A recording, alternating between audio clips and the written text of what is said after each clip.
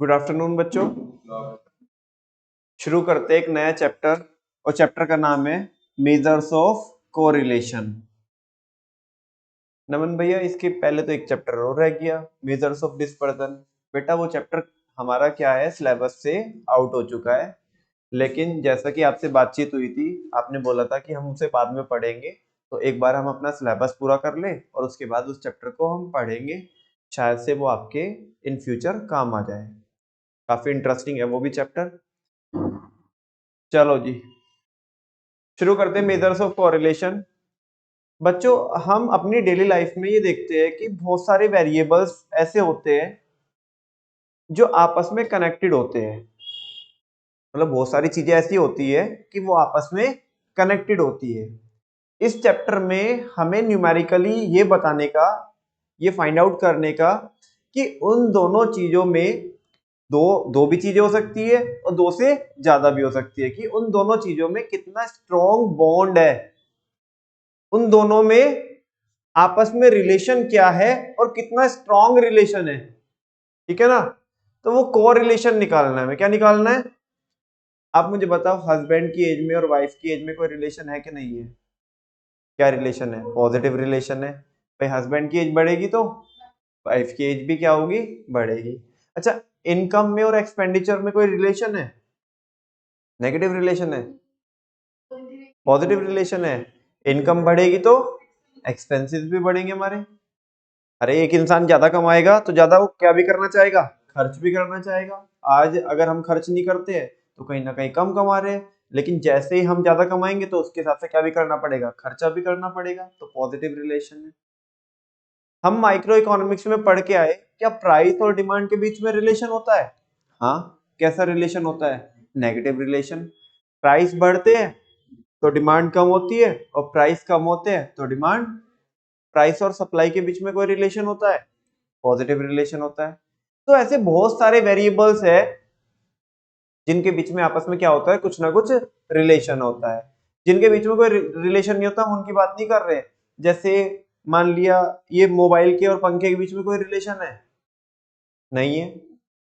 तो यहाँ पे कोरिलेशन की जो वैल्यू रहने वाली है वो जीरो रहने वाली है। क्या रहने वाली है?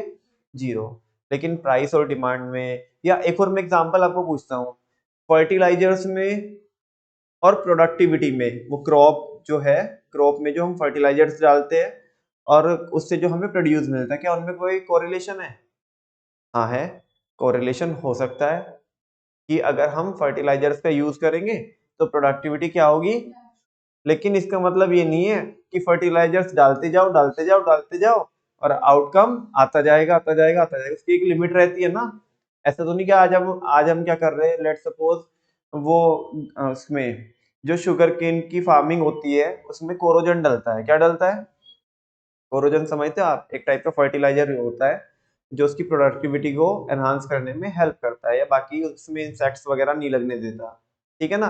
अब हमने एक एक जो उसमें 200 ml 300 ml हमने एक फार्म में क्या डाला, वो कोरोजन डाला, जहाँ पे हम क्या कर रहे हैं, शुगर केन प्रोड्यूस कर रहे हैं। तो उससे क्या हुआ, इंसेक्ट्स नहीं लगेंगे और प्रोडक्टिविटी अच्छी निकल के आएगी। ठीक है ना? वो लेट सपोज 300 ml हमने डाला और उसमें जो प्रोडक्टिविटी हुई वो 10 टन हुई। कितनी हुई? 10 टन। इसका मतलब ये कोई ना है कि अगर तुम 600 ml डाल दोगे तो वो 20 टन हो जाएगी प्रोडक्टिविटी। ऐसे नहीं होगा ना। हाँ ये है कि अगर हम यूज करते हैं वो 300 ml तो प्रोडक्टिविटी 10 टन आई। अगर ना यूज करते तो शायद फसल थोड़ी खराब हो सकती थी, 6 टन 7 टन ऐसा करके कुछ आए।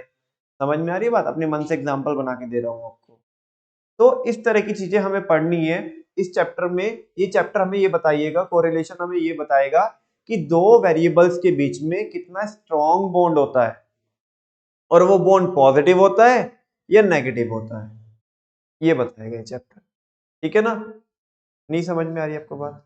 ये चैप्टर ये भी बताएगा कि जैसे दो जजेस होते हैं, है ना, तो उन्होंने जो रैंक दी है पार्टिसिपेंट को या जो कंटेस्टेंट है उनको जो रैंक दी है, इन दोनों जजेस की रैंक देने में क्या रिलेशन है, कितना स्ट्रॉन्ग रिलेशन है।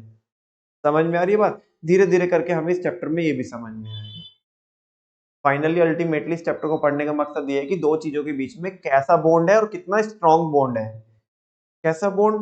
मतलब पॉजिटिव बॉन्ड है या नेगेटिव बॉन्ड है, वो तो हम देखने के बाद ही बता देंगे भाई। अगर सेम डायरेक्शन चल रही है दोनों वेरिएबल में तो पॉजिटिव बॉन्ड है, और अगर ऑपोजिट डायरेक्शन चल रही है तो, जैसे कि आपने बोला सप्लाई में क्या है, पॉजिटिव बॉन्ड है, जबकि डिमांड के साथ क्या होता है, प्राइस में नेगेटिव बॉन्ड होता है। बात समझ में आ रही है आपको? अच्छा, और वो बॉन्ड कितना स्ट्रॉन्ग है वो कैसे पता चलेगा हमें? न्यूमेरिकल वैल्यू से, जिसके लिए हम यहाँ पे दो फॉर्मूला यूज करेंगे, एक कार्ल पियर्सन का फॉर्मूला है और एक स्पीयरमैन का फॉर्मूला है। समझ में आ रही है बच्चों आपको बात? उससे ये पता पड़ेगा कि कितना स्ट्रॉन्ग बॉन्ड है, क्योंकि जब हम धीरे धीरे आगे पढ़ेंगे तो इसमें पता पड़ेगा हमें कि कोरिलेशन की वैल्यू बच्चों किधर से किधर लाई करती है, -1 to 1 लाई करती है, +1। -1 का मतलब है कि दोनों बिल्कुल एक दूसरे के जानी दुश्मन है ना, एक ईस्ट है तो दूसरा वेस्ट है। 1 डिनोट कर रहा है कि बहुत स्ट्रॉन्ग रिलेशन है, और माइनस शो कर रहा है कि ऑपोजिट है। तो रिलेशन इनके बीच में कैसा है? ऑपोजिट रिलेशन है, और बहुत स्ट्रॉन्ग ऑपोजिट है। मतलब एक ने ये बोल दिया ना कि ऐसा है, तो दूसरा बोलेगा भले ही ठीक है कि ये कर लेंगे काम, लेकिन इसने कहा तो अब नहीं करेंगे, ऐसा। और अगर वैल्यू 0 रहती है तो कोई कोरिलेशन नहीं, जैसे मैंने अभी बोला कि ये मोबाइल में और ये पंखे में क्या कोरिलेशन है, कोई कोरिलेशन नहीं है। ऐसे कोई ना होता कि जब हम पंखा लेते हैं, मोबाइल भी लेते हैं, मोबाइल खरीदते हैं तो मम्मी बोलेगी नालायक पंखा क्यों नहीं लेके आया, तो मोबाइल तो लेके आया। ऐसे कोई ना होता है, कोई रिलेशन नहीं है उनमें, तो उसकी वैल्यू क्या रहती है उस केस में? 0। और अगर +1 रहती है वैल्यू तो बहुत बॉन्ड बहुत अच्छा है, लेकिन पॉजिटिव वे में है, ठीक है ना, पॉजिटिव कोरिलेशन है। और अगर इनके बीच में रहती है तो वो डिपेंड करता है कि बीच में कितनी है, क्लोज टू 1 है, क्लोज टू 0 है। तो धीरे धीरे करके हम ये सारी चीजें पढ़ेंगे। अब चैप्टर समझ में आ रहा है हल्का सा कि क्या है इसमें? देखो, इंट्रोडक्शन में लिखा है in day to day life we observe that there exist certain relationship. हम डे टू डे लाइफ में ये ऑब्जर्व करते हैं बच्चों कि कुछ रिलेशनशिप्स होते हैं, किसके बीच में? Between two variables. किसके बीच में? दो से ज्यादा के वेरिएबल्स के बीच में भी क्या हो सकता है? रिलेशन हो सकता है, वो आगे देखेंगे हम। Like between income and expenditure, बताओ कैसा रिलेशन है इनमें? पॉजिटिव है, इनकम बढ़ेगी तो एक्सपेंडिचर भी बढ़ेगी। Price and demand, negative relation है। Price and supply, positive relation है, एंड सो ऑन। हस्बैंड की एज और वाइफ की एज। समझ में आ रही बात आपको? Correlation is a statistical tool. ये एक ऐसा स्टैटिस्टिकल टूल होता है, या आप उसे टेक्निक भी कह के चल सकते हो। ये एक ऐसी टेक्निक होती है that studies the relationship between two variable, जो ये बताती है कि दो वेरिएबल के बीच में, दो कॉन्सेप्ट के बीच में कितना स्ट्रॉन्ग बॉन्ड है, उनके बीच में रिलेशन क्या है। तभी उसका नाम है को रिलेशन, कि उनका आपस में आपस में रिलेशन क्या है। जो ये चीज को मेजर करता है उसे बोलते हैं कोरिलेशन। क्या बोलते हैं? कोरिलेशन। कोई डाउट तो नहीं है?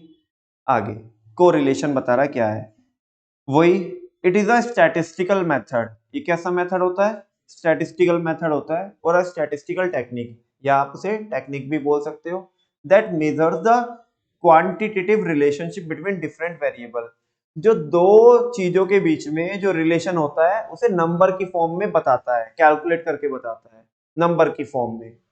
जैसे -1 to 1 कितना है, वो एग्जैक्ट नंबर बताता है, ठीक है, between different variables, like between price and demand, price and supply, and so on. बोलो जी, कोरिलेशन क्या होता है? कोरिलेशन एक ऐसी टेक्निक होती है जो दो वेरिएबल के बीच में कितना रिलेशनशिप है उसको न्यूमेरिकली क्या करता है? एक्सप्रेस करता है। Correlation describe the relationship between two sets of data. दो डेटा के बीच में क्या रिश्ता है, ये वो बताता है। जैसे बच्चों इसको कैसे यूज कर सकते हैं हम प्रैक्टिकली? जैसे दो कंपनी के प्रॉफिट्स है, क्या है? दो कंपनी के प्रॉफिट्स है हर साल के, तो हम उनमें कोरिलेशन निकाल सकते हैं। मान लिया दो कंपनी के प्रॉफिट में कोरिलेशन आ रहा है 0.78, कितना आ रहा है? तो इसका मतलब दोनों कंपनी के प्रॉफिट बढ़ते हैं, इंक्रीज होते हैं, और अगर एक के बढ़ते हैं तो दूसरे के भी काफी हद तक प्रॉफिट क्या हुए? बढ़े हुए हैं दूसरी कंपनी के। लेकिन अगर यही वैल्यू कितनी आती है बच्चों? ये वैल्यू आती है माइनस, ऐसा मान लो आप, माइनस में आती है, माइनस के 0.5, तो इसका मतलब कैसा रिलेशन है इनके बीच में? नेगेटिव। मतलब एक कंपनी के प्रॉफिट बढ़ते हैं तो दूसरी के घटते हैं, ठीक है ना, और मॉडरेट तरीके से। ऐसा नहीं कि बहुत स्ट्रॉन्ग रिलेशन है बस, लेकिन ये तो पता पड़ रहा है कि ऑपोजिट रिलेशन। है ना। तो हम ऐसे भी कंपेयर कर सकते हैं कि दो कंपनी के बीच में उनकी सेल्स को क्या कर सकते हैं, सेल्स में कोरिलेशन देख सकते हैं। छोड़ो, जान दो दूसरी कंपनी तो छोड़ो, अपना ही कंपैरिजन पिछले सालों के साथ कर सकते हैं हम। जैसे हमने क्या किया, पिछले साल में 12 महीने थे, उनमें कितना कितना प्रोडक्शन किया या कितनी कितनी सेल्स की हमने, और इस साल में हमने हर महीने में कितना कितना प्रोडक्शन या सेल्स की, तो उनके बीच में कोरिलेशन देख सकते हैं कि भाई पिछली सेल्स में और इस वाली सेल्स में कोरिलेशन क्या है। अगर मान लिया कोरिलेशन पिछले साल की सेल्स में, बच्चों आपसे एक क्वेश्चन पूछता हूँ, अगर पिछले साल की सेल्स में और इस साल की सेल्स में जो कोरिलेशन आ रहा है वो -1 आ रहा है, क्या आ रहा है, तो इसका मतलब क्या है, ऑपोजिट है भाई। पिछली बार सेल बढ़ी थी ना, तो इस बार क्या हो रही है, कम हो रही है। तो ये वही तो बोल रहा है, कोरिलेशन रिलेशनशिप स्टैब्लिश करता है किसके बीच में, दो डेटा के बीच में।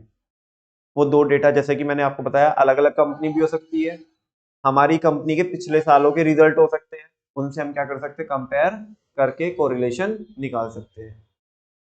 बात समझ में आती है। अब कह रहे हैं जी types of correlation, types of correlation, वही सिंपल। कोरिलेशन देखो कितने टाइप के होते हैं। पहला पॉजिटिव कोरिलेशन, जहां पे दोनों एक ही डायरेक्शन में मूव करेंगे। दूसरा नेगेटिव कोरिलेशन, जहां पे दोनों वेरिएबल ऑपोजिट डायरेक्शन में मूव करेंगे। नेक्स्ट है लीनियर कोरिलेशन। लीनियर कोरिलेशन होता है बच्चों जब सेम प्रोपोर्शन में चेंज होता है। किस में चेंज होता है, सेम प्रोपोर्शन में चेंज होता है। वो कैसे होता है अभी बताऊंगा, उधर टेक्स्ट भी लिखा हुआ है वहीं पे बताऊंगा, अभी तो ऊपर ऊपर से बता। नेक्स्ट है नॉन लीनियर कोरिलेशन, जब सेम प्रोपोर्शन में चेंज नहीं होते दो वेरिएबल। तीसरा है सॉरी पांचवा है सिंपल कोरिलेशन। सिंपल कोरिलेशन होता है जब हम दो फैक्टर के बीच में क्या निकालते हैं, कोरिलेशन निकालते हैं, तो होता है सिंपल कोरिलेशन। और एक होता है मल्टीपल कोरिलेशन, जब हम क्या करते हैं, मल्टीपल फैक्टर की क्या करते हैं, स्टडी करते हैं, तो उसे बोलते हैं मल्टीपल कोरिलेशन। नमन भैया एग्जांपल बता सकते हो अभी के तौर पे मल्टीपल का। जैसे बच्चों एक चीज देखो, जो प्रोडक्टिविटी है, मतलब जैसे हम फार्मिंग करते हैं, क्या करते हैं, और वहां पे जो आउटपुट आता है, जो भी प्रोड्यूस आएगा, जो हम हार्वेस्ट करेंगे, वो केवल एक चीज पे डिपेंड करता है, बहुत सारी चीजों पे डिपेंड करता है। बहुत सारी चीजों पे, जैसे कि बारिश टाइम पे हुई या नहीं हुई, हमने फर्टिलाइजर्स बराबर डाले या नहीं डाले, या अगर ऑर्गेनिक मैन्योर डाली है तो वो मतलब टाइम से डाली है और बराबर डाली है क्या नहीं डाली है, ठीक है। अच्छा, और हमने सीड्स कैसा यूज किए, है ना, उसमें सीड्स हमने कैसे यूज किए, हमने उसको जो पानी चलाना था हमने उसमें वो बराबर जितनी जब जब रिक्वायरमेंट थी वो वैसा किया है क्या नहीं किया, ठीक है ना। मौसम कैसा है, कहीं ऐसा तो नहीं कि हमारी जो फसल है उसको नमी चाहिए लेकिन गर्मी बहुत ज्यादा पड़ गई जिसकी वजह से जो पेड़ है वो जल गए, छोटे छोटे सैपलिंग थे वो जल गए हमारे, ठीक है ना, तो फसल अच्छी नहीं हो पाई आगे चल करके। तो मुझे बताओ जो आउटपुट आएगा वो एक फैक्टर के ऊपर डिपेंड कर रहा है, बहुत सारे फैक्टर के ऊपर डिपेंड कर रहा है। तो बस जब हम वो मल्टीपल फैक्टर की क्या करते हैं, स्टडी करते हैं, क्या करते हैं, स्टडी करते हैं, तो उसे बोलते हैं मल्टीपल कोरिलेशन। यहाँ पे एक पॉइंट हो रहा है वो मैं वहीं पे समझाऊंगा, यहाँ पे समझ। नेक्स्ट है बच्चों पार्शियल कोरिलेशन। पार्शियल कोरिलेशन होता है, अब थोड़ा सा ना मल्टीपल वाले का ही थोड़ा इसको इसमें चेंज किया है। जब हम मल्टीपल की स्टडी करते हैं, मल्टीपल फैक्टर की स्टडी करते हैं आपस में, तो होता है मल्टीपल कोरिलेशन। लेकिन जब कोई एक चीज को फैक्टर तो मल्टीपल अफेक्ट कर रहे हैं, लेकिन हम बाकी सबको तो क्या मान लेते हैं, साइलेंट मान लेते हैं, बस दो फैक्टर की स्टडी कर रहे हैं, तो वो होता है बच्चों पार्शियल कोरिलेशन। यहाँ पे हमने पार्शियलिटी करी, क्या करी, एक चीज बहुत सारे फैक्टर से अफेक्ट हो रही थी लेकिन हमने बाकी सबको तो साइलेंट मान लिया, और हम केवल दो की बात कर रहे हैं। जैसे मैं आपको एग्जांपल दूं इसका प्रॉपर, जैसे लॉ ऑफ डिमांड होता है बच्चों, लॉ ऑफ सप्लाई होता है, वो एक टाइप से ये मानो कि वहां पे हम पार्शियल कोरिलेशन की स्टडी करते हैं। किसकी स्टडी करते हैं, लॉ ऑफ डिमांड क्या बोलता है कि बाकी सारी चीजों को तो कांस्टेंट मान लो, है ना, दो चीजों के बीच में कैसा रिलेशन होता है, नेगेटिव होता है, प्राइस के बीच में और डिमांड के बीच में। तो वो पार्शियल कोरिलेशन एक टाइप से नहीं है, क्योंकि डिमांड तो और भी बहुत सारे फैक्टर से अफेक्ट होती है, जबकि लॉ ऑफ डिमांड बोलता है कि बस बाकी सारी चीजों को तो कांस्टेंट मान लो, कि इनमें कोई चेंज नहीं हुआ होगा, अगर प्राइस में बढ़ेंगे तो डिमांड कम होगी और प्राइस कम होगी तो डिमांड बढ़ेगी, वो ऐसा बोलेगा, ठीक है ना। तो वन बाय वन करके देखते हैं बच्चों पॉजिटिव कोरिलेशन। और पॉजिटिव कोरिलेशन का पहला बुलेट पड़ेगा कृष्णा।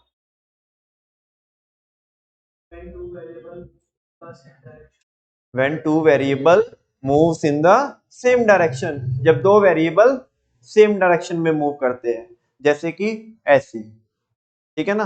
कृष्णा, अगर वो दोनों ऐसे मूव करेंगे तो ये कौन सा कोरिलेशन होगा, पॉजिटिव की नेगेटिव? बेटा पॉजिटिव होगा।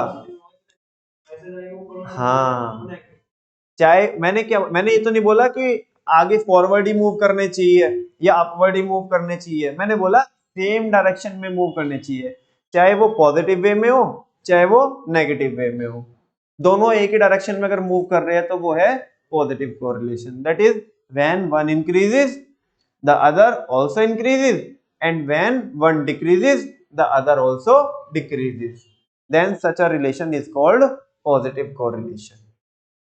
एग्जाम्पल पढ़ना। For example income and positive है इसमें कोरिलेशन कैसे बताना?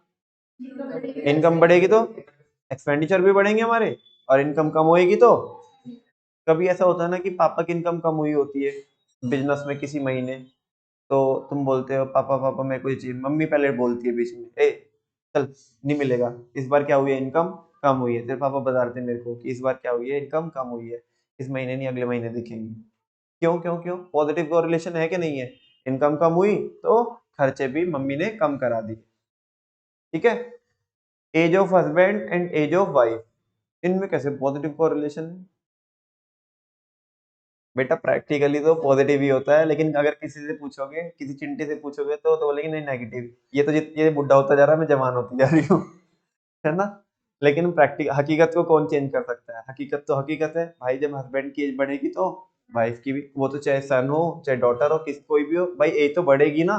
ऐसा भी कुछ होता है बैकवर्ड गेयर भी लग जाता है ना। टाइम टाइम ट्रेवल की हो तो बात अलग है। ठीक है। नेक्स्ट है price and supply. Price and supply के बीच में भी क्या होता है?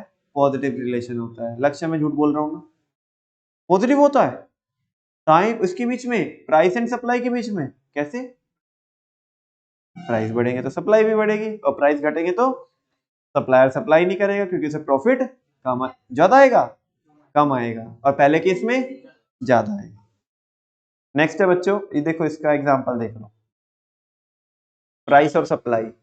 प्राइस 20 25 30 35 40, सप्लायर बोल रहा मजा है मजा, दिस इज बिजनेस। सप्लाई वो पहले कितना करेगा? 10, फिर 15 20 25 30 ऐसा। ठीक है ना, पॉजिटिव है। ऐसे बढ़ रहे हैं ना दोनों चीजें, और नीचे से ऊपर देखोगे तो भी पॉजिटिव।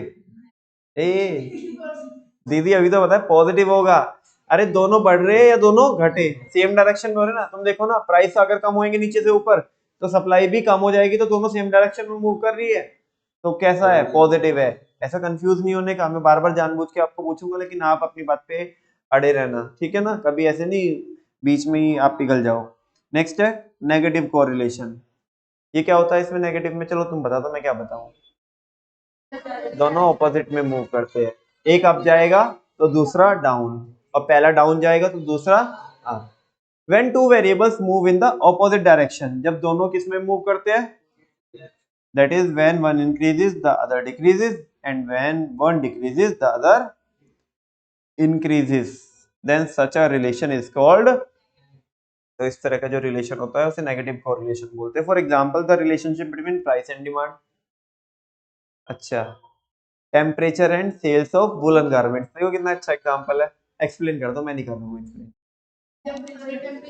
टेम्परेचर कम होएगा तो वूलन गारमेंट्स की जो सेल है वो बढ़ेगी, बिल्कुल सही बात है कि नहीं है? और अगर टेम्परेचर बढ़ेगा तो वुलन की जो सेल है वो क्या हो जाएगी? कम हो जाएगी। अच्छा, टेम्परेचर का और कॉटन के साथ क्या है relation?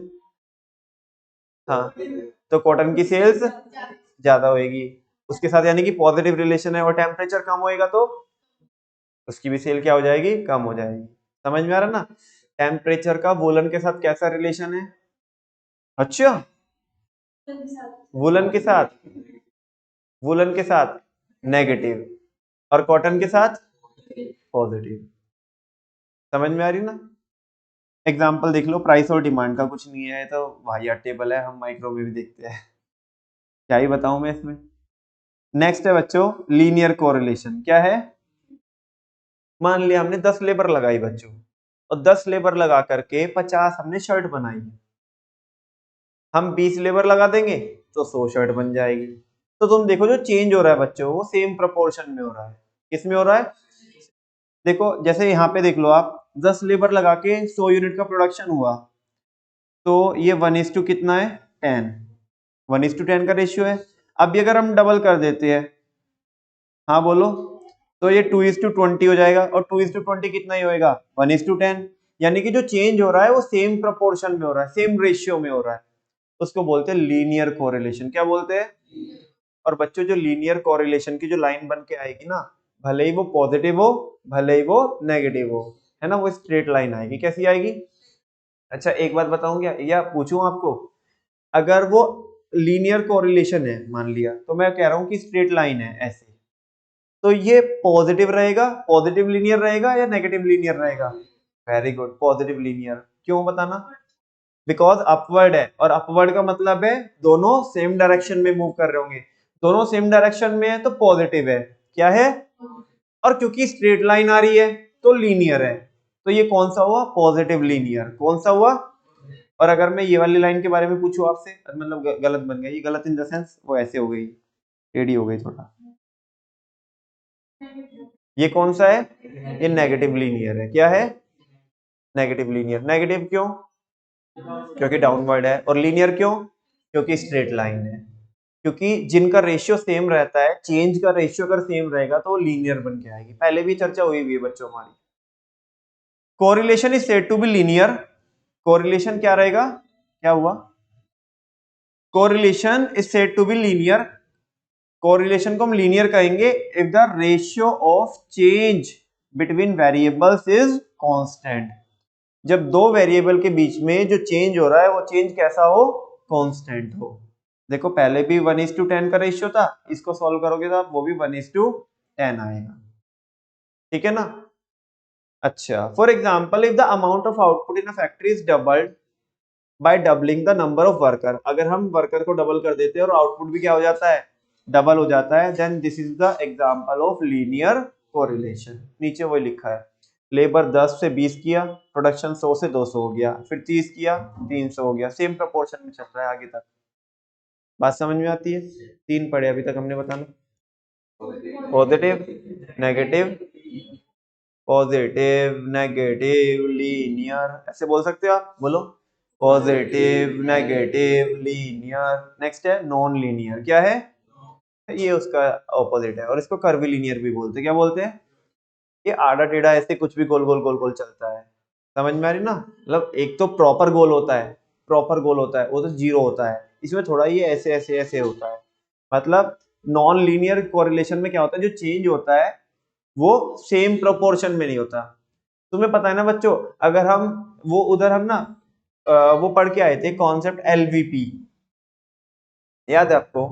Law of variable proportion. वो क्या बोलता था, अगर आप फिक्स फैक्टर को कांस्टेंट करके वेरिएबल फैक्टर को बढ़ाते जाएंगे बढ़ाते जाएंगे बढ़ाते जाएंगे, तो शुरुआत में एमपी बढ़ेगा, फिर घटेगा, मतलब और फिर क्या होगा? नेगेटिव हो जाएगा एमपी। समझ में आ रही ना? तो वहां पे ऐसा तो नहीं हो रहा है कि हम अगर आउट लेबर बढ़ाते जा रहे हैं तो प्रोडक्शन जो है उतने ही रेट से क्या होता जा रहा है? बढ़ता जा रहा है। नहीं हो रहा ना ऐसा। यहाँ पे कुछ भी हो रहा है, कुछ भी हो रहा है। पहले तो तेजी स्पीड से बढ़ रहा है प्रोडक्शन, जो एडिशनल प्रोडक्शन है, फिर वो घटते हुए रेट से, और फिर नेगेटिव रेट से। तो ये क्या है? नॉन लीनियर है। कैसा है बेटा? नॉन लीनियर भी पॉजिटिव भी होता है और नेगेटिव भी होता है। बताऊं कैसे?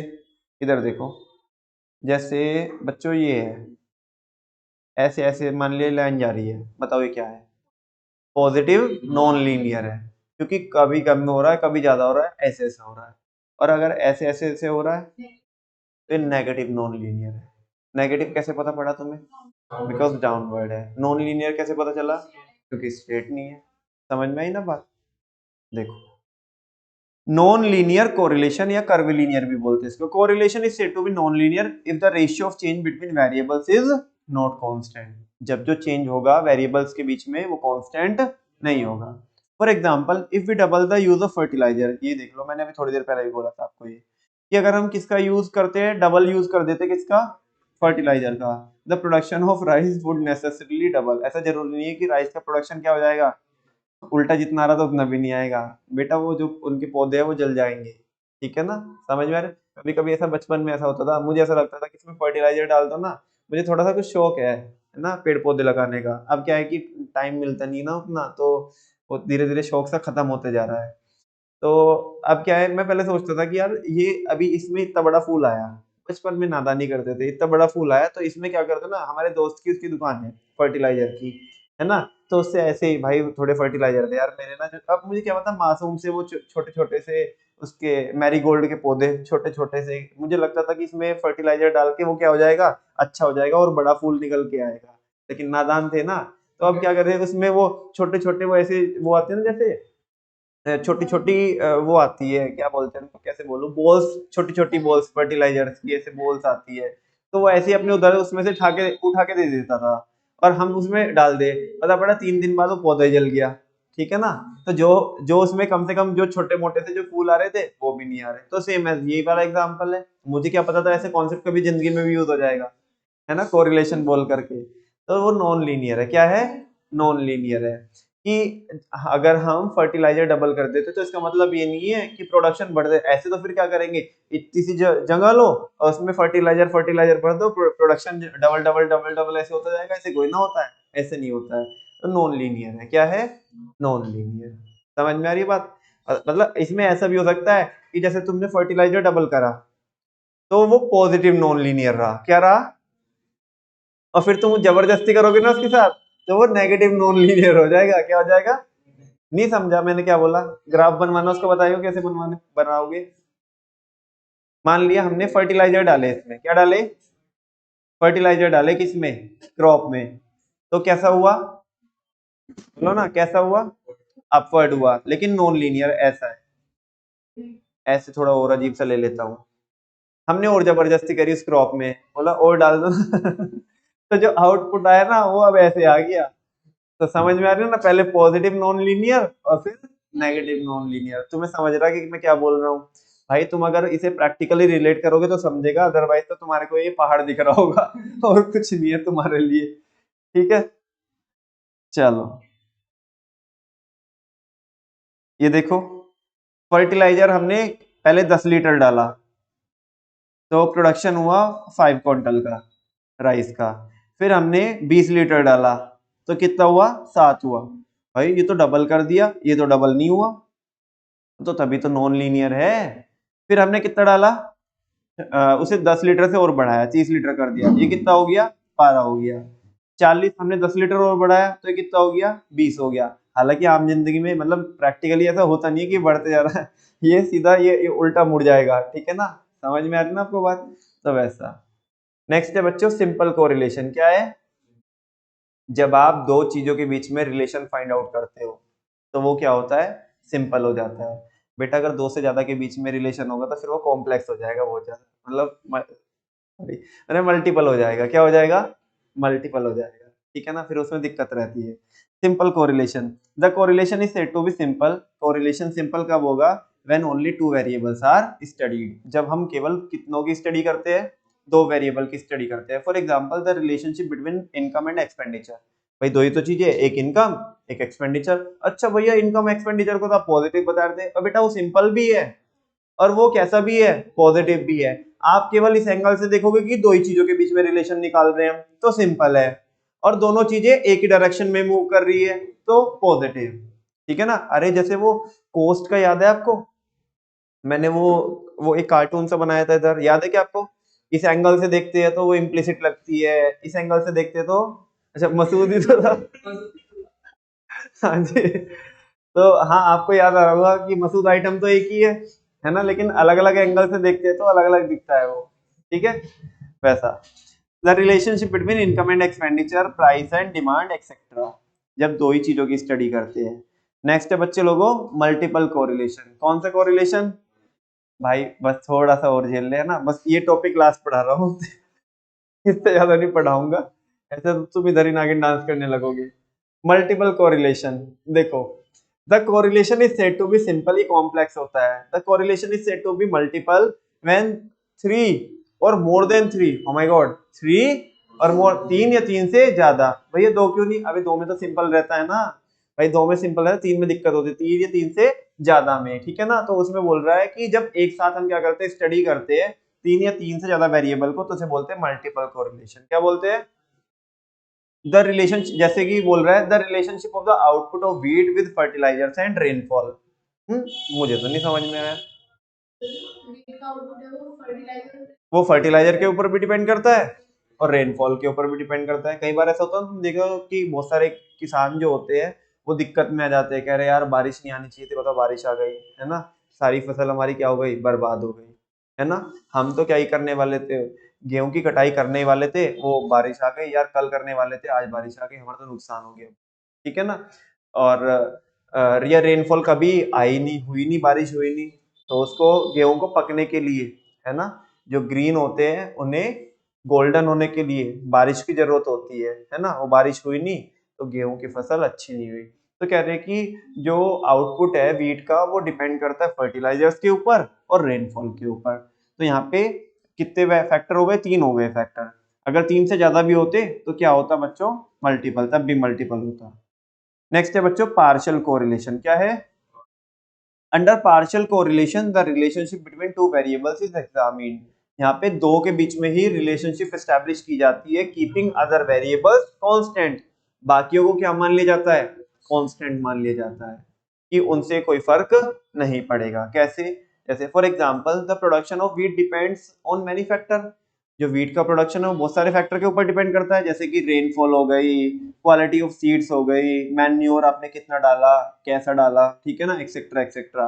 If we study the relationship between the production of wheat and the quality of seeds, अगर हम केवल दो ही के बीच में क्या करते हैं, रिलेशनशिप इस्टेब्लिश करते हैं, किसके बीच में, व्हीट के प्रोडक्शन में और क्वालिटी ऑफ सीड्स में, keeping rainfall and manure constant. किसको कांस्टेंट मान लेते हैं, ऐसा मान लेते हैं कि रेनफॉल से कोई फर्क नहीं पड़ेगा और मैन्योर से कोई फर्क नहीं पड़ेगा, then the correlation is called partial. तो ये कौन सा कोरिलेशन होगा, पार्शियल कोरिलेशन होगा। बात समझ में आती है आपको? चलो कितने पढ़े हमने, 6 पढ़े क्या, नहीं 7 पढ़े। कितने पढ़े, 7। समझ में आ गई? चलो पहला कौन सा होता है, पॉजिटिव, दूसरा, तीसरा लीनियर, चौथा उसको क्या बोलते हैं, कर्विलीनियर, है ना। फिर पांचवा सिंपल, छठा मल्टीपल और पार्शियल। बोलो, पॉजिटिव, नेगेटिव और फिर तीसरा लीनियर। रुको, positive, negative, linear, positive, negative, linear. अच्छा लीनियर के बाद नॉन लीनियर, फिर सिंपल, मल्टीपल, पार्शियल। बोल दोगे? ये थोड़ा सा कोई दूसरा फ्लो देखो क्या, positive, negative, linear, non linear, simple, multiple, partial, ऐसे ही बोल सकते हैं, है ना। चलो डीजे भाई लोगों चालू हो जाओ, ठीक है ना, जल्दी बोलो, कौन कौन सा, positive, negative, linear, non linear, rhythm बिगड़ गया, positive, negative, linear, non linear, simple, multiple, partial. बोल दोगे ना, पक्की बात है? कोई डाउट तो नहीं है? आगे और पढ़ाऊं क्या, रहने दूं आज, पढ़ाऊं? वो कह रहा है रहने दो भैया। चलो थैंक यू वेरी मच बच्चों, आज इतना ही करते हैं। कल हम पढ़ेंगे डिग्री ऑफ कोरिलेशन और स्कैटर डायग्राम कल करेंगे, और होपफुली न्यूमेरिकल भी शुरू कर दे, होपफुली। नहीं हुए तो तब भी कोई दिक्कत नहीं है, हो गए तो अच्छी बात। Thank you very much.